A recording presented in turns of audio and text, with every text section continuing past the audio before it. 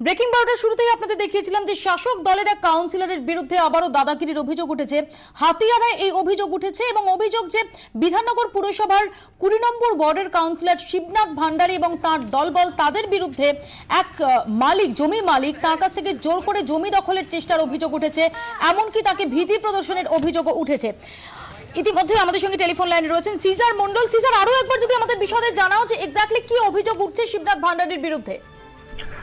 দেখো, দেবু বিশ্বাস বলে একজন ছোট ব্যবসায়ী, তিনি আজকে নিউটাউন থানায় অভিযোগ করেছেন যে তিনি 2013 সালে হাতিয়ারা এলাকার সুভাষপল্লীতে 2 কাঠা সামান্য বেশি জমি কেনেন এবং তার যাবতীয় কাগজপত্র অর্থাৎ যেগুলো লিগ্যাল ডকুমেন্ট সেগুলো থাকার পরও গত কয়েকদিন ধরে কাউন্সিলর 20 নম্বর ওয়ার্ডের কাউন্সিলর শিবনাথ ভান্ডারীর লোকজন তাকে ক্রমাগত হুমকি দিচ্ছে এবং তাকে বলা হচ্ছে এই জমি ছেড়ে দিতে। এবং তাদের কাছে কোনো ডকুমেন্ট না থাকা সত্ত্বেও কেন তারা জমি ছেড়ে দিতে বলছে সেই বিষয়ে কোনো স্পষ্ট উত্তর তারা না দিলেও তাদেরকে হুমকি দেওয়া হচ্ছে দেবু বিশ্বাসকে, এবং কানে মেরে ফেলার হুমকি দেওয়া হয়েছে বলে। তুমি আমাদের সঙ্গে থাকো, তুমি কথা বলেছিলে শিবনাথ ভান্ডারী অর্থাৎ অভিযুক্ত কাউন্সিলরের সঙ্গে, আমরা একবার শুনে নেব কি জানিয়েছেন তিনি। অনেক রকম বলে, আমি কিছু বলতে পারবো না।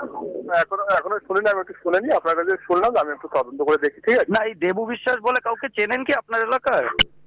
না, এরকম এখনো আমি কি হয়নি, শুনিনি।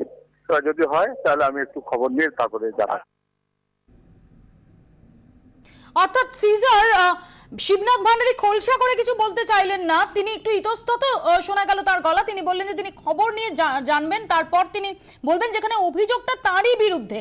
সিজার, হ্যাঁ, অভিযোগটা তার লোকজনের বিরুদ্ধে, তার এবং তার লোকজনের বিরুদ্ধে, যেটা দেবু বিশ্বাসের দাবি যে যারা প্রায় 20 থেকে 30 জন এসে তাকে বিভিন্ন সময় হুমকি দিয়েছে গত 15 থেকে 20 দিন ধরে, এবং তাকে প্রাণে মারারও হুমকি দিয়েছে।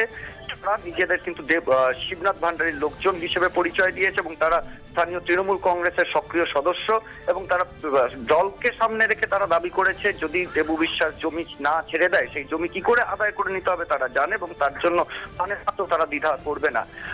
প্রসঙ্গত মফিয়াতকে জানিয়ে রাখি, এই যে এলাকাটা কিন্তু যথেষ্ট আন্ডার ডেভেলপড একটা এলাকা ছিল, কিন্তু গত কয়েক বছরে এখানে ক্রমাগত নতুন কনস্ট্রাকশন হচ্ছে এবং সেই কারণেই কিন্তু লাফিয়ে বাড়ছে জমির দাম, এবং সেই জায়গা থেকেই কিন্তু এই প্রবণতাটা শুরু হয়েছে বলে কিন্তু এলাকার কিছু মানুষ মনে করছেন। সেই কারণে এইভাবে জমি দখলের একটা চেষ্টা চলছে।